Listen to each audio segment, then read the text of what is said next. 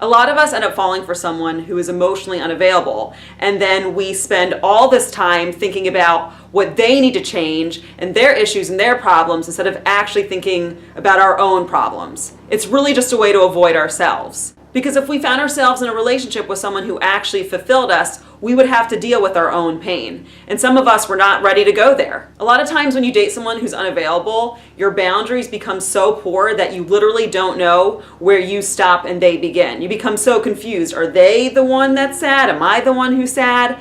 It gets so fucking confusing. One of the reasons why we pick unavailable people is because it's way easier to focus on what someone else needs to change than ourselves. Because if we actually figured out what we need to do to become more whole, we'd have to do the work to do it. And a lot of us are like, nah, I don't really feel like doing that work. I'll just focus on what they have to do. It also almost becomes this challenge, like, ooh, if I can get this person to actually love me and give me what I want, then that means I'm actually worth loving. When you have to make it into a challenge and try to change a person, it's never a good start. We also start making their behavior so personal. Oh, they're ignoring me because they don't like me enough. No, that person's just doing what they do. It has nothing to do with you. If you don't like who they are, you have to leave. You can't stay and just be like, oh, they're only doing that to hurt me. Just like alcohol, weed, and any other kind of drug is a distraction or avoidance tool, so are obsessive thoughts. But we often fool ourselves about that. Obsessive thoughts literally take you out of the moment. So if we're dating someone that we can obsess about all the time, that's our way to numb ourselves. It often might not feel like it, but it can actually be very calming to obsess about something that's actually not as heavy as the other stuff that's really causing us pain. Usually from our childhood. The other reason why we choose unavailable people is because we get to be the victim. We get to be these poor innocent things that this other person keeps hurting. When in reality, we're often not the victim because we could walk out if we wanted to.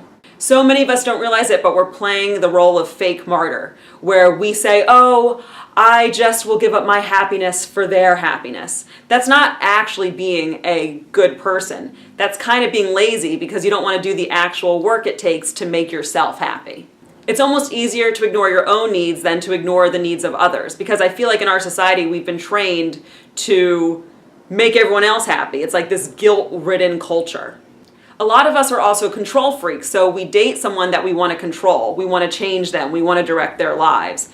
We usually want control because we're too scared to surrender to life, because life can be really fucking scary.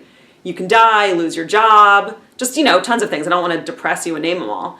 So if we try to control these little things, it makes us feel much safer in a very chaotic world. But the truth is you can't control it. You kind of just have to go with it.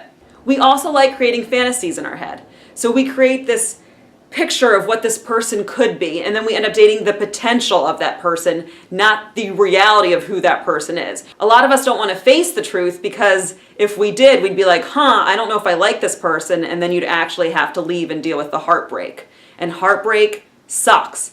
It's like your heart is literally breaking and crumbling, so we try to avoid that at all costs, which is understandable.